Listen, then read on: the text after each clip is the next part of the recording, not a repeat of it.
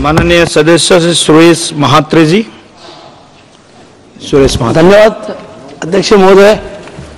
मी माझ्या शपथविधीनंतर पहिल्यांदाच या सभागृहात बोलण्याची मला संधी मिळाली. त्या अगोदर या पवित्र सभागृहात मी ज्यांच्या आशीर्वादाने ज्यांच्या मार्गदर्शनाखाली पोहोचलो ते आमच्या पक्षाचे राष्ट्रीय अध्यक्ष आदरणीय शरदचंद्रजी पवार साहेब यांचं मनापासून आभार व्यक्त करतोय. आमच्या ताई सुप्रियाताईंचे देखील आभार व्यक्त करतोय. आणि बजेटविषयी बोलण्यापूर्वी मी संपूर्ण देशावर बोलण्यापेक्षा मी माझ्या महाराष्ट्राविषयी आणि माझ्या भिवंडी लोकसभा क्षेत्राविषयी बोलण्याला प्राधान्य देणार आहोत. महोदय, आपल्या सगळ्यांना कल्पना आहे की देशात सगळ्यात जास्त टॅक्स हा महाराष्ट्रातून येतो. परंतु प्रत्येक वेळेस आपण पाहतात की महाराष्ट्रावर प्रत्येक वेळेस अन्याय केला जातो. 2019ला महाविकास आघाडी सत्ता महाराष्ट्रात होती, देशात भाजपाचे सरकार होते, त्यावेळेस आम्ही समजू शकलो. परंतु आता देशात देखील भाजपाचे सरकार आहे, महाराष्ट्रात देखील भाजपाचे सरकार आहे, तरी सुद्धा आमचा जो टॅक्स निधी तो आपल्याकडे येतो 100% नव्हे तर आम्हाला 50% तरी कमीत कमी मिळावा. 10 ते 15% जी आमची बोलवण केली जाते आणि जो आमच्या महाराष्ट्रावर अन्याय केला जातो त्याविषयी माझा स्पष्ट विरोध मी दर्शवतो. दुसरी गोष्ट महत्त्वाची आहे, महाराष्ट्रात आणि खास करून माझ्या भिवंडी लोकसभा क्षेत्रात बुलेट ट्रेन माझ्या लोकसभा क्षेत्रातून जातोय. या बुलेट ट्रेनचा कार शेड माझ्या लोकसभा क्षेत्रात आहे. महोदय, या बुलेट ट्रेनसाठी हजारो करोड रुपये खर्च केला जातो. परंतु या बुलेट ट्रेनच्या याच्यात जे काही गैरव्यवहार झालेले आहेत, मी प्रांत असतील, कलेक्टर साहेब असतील, तिथले पोलीस कमिशनर असतील यांच्याकडे लेखी तक्रार दिलेली आहे. जे मोदी साहेबांचं ड्रीम प्रोजेक्ट आहे आणि त्या ड्रीम प्रोजेक्ट खरं म्हटलं तर हे देशाच्या शिरपेचात एक मानाचा तुरा आहे. मला मान्य आहे, मी अभिनंदन देखील करतो मोदी साहेबांचं. परंतु इथं खूप मोठ्या प्रमाणात भ्रष्टाचार झालेला आहे.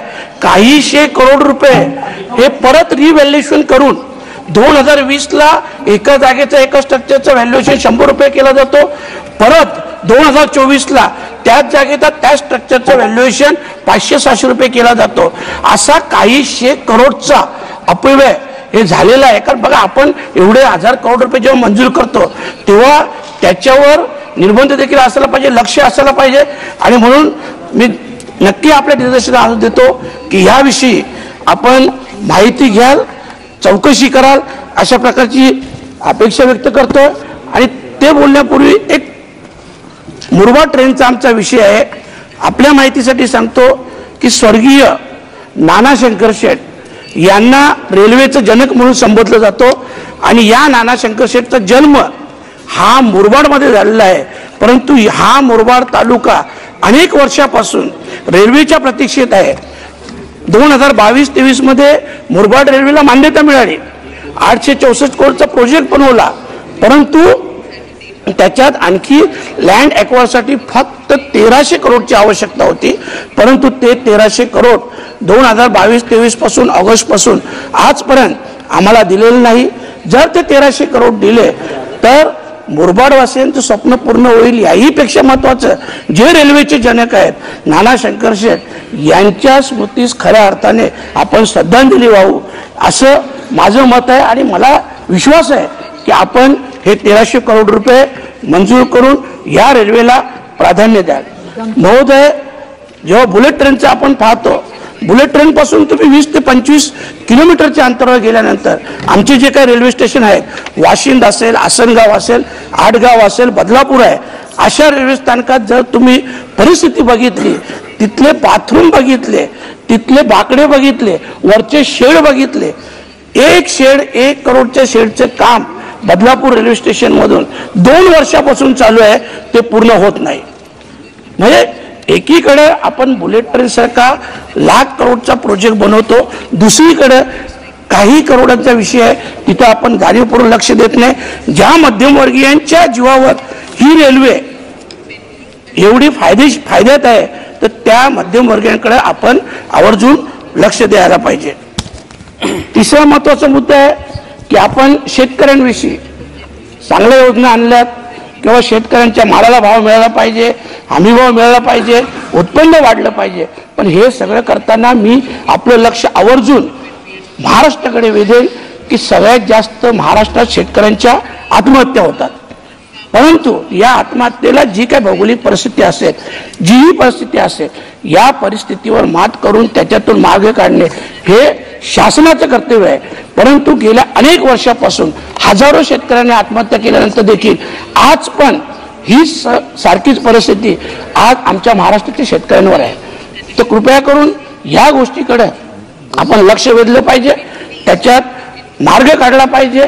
कारण शेवटी जरी भौगोलिक परिस्थिती वेगळी असली तरी भौगोलिक परिस्थिती सुद्धा आपण इतर देशात गेलो का पाहतो की भौगोलिक परिस्थितीवर मात करून ते लोक खूप पुढे गेल्यात. आपण देखील जाऊ शकतो, तशा परिस्थिती आपण करावा. आता जो कुंभमेळा झाला सगळ्या हिंदूंचे श्रद्धास्थान आहे. 144 वर्षानंतर अध्यक्ष महोदय हा योग आलेला आहे. एवढा चांगला योग आलेला असताना आपल्यालाही कल्पना आहे कुंभमेळ्याचं नियोजन हे महिना 2 महिन्यापूर्वी होत नाही. हे कमीत कमी 10, 12, 14 वर्षापूर्वी नियोजन होतं. आणि असं नियोजन एवढ्या वर्षाचं असताना देखील आज तिथं जी काही चेंगराचेंगरी झाली, जे काही लोक मृत्युमुखी पडले, त्या सगळ्यांच्या स्मृतीस मी अभिवादन करतोय, श्रद्धांजली वाहतोय. परंतु या सगळ्या गोष्टी जबाबदार कोण आहे? कारण आज करोडो, आपल्याही कल्पना आहे या देशाची लोकसंख्या 130-140 करोड आहे. तर कमीत कमी त्याच्यातून 45 ते 50 करोड लोक हे तिथे दर्शन. सर मी पहिल्यांदा बोलतो, फक्त 2 मिनिटं बोलतो, 2 मिनिटं मी पहिल्यांदा बोलतो. याच्यावर लक्ष ठेवायला पाहिजे, खास करून विद्यार्थी जे देशाचे भविष्य आहे. आज आमच्याकडे शाळांची परिस्थिती पाहतो. माझं म्हणणं आहे सगळ्या शाळा सरसकट डिजिटल व्हायला पाहिजे आणि सगळ्या विद्यार्थ्यांना सरकारी हॉस्पिटलमध्ये नाही तर प्रायव्हेट हॉस्पिटलमध्ये देखील मोफत त्यांच्यावर इलाज केला गेला पाहिजे. कारण जर आरोग्य चांगलं राहिलं तर शिक्षण देखील होईल आणि या विद्यार्थ्यांचं आरोग्य शिक्षण चांगलं झालं तर भविष्य हे या देशाचं आणि आपल्या सगळ्यांचं हे चांगलं असेल.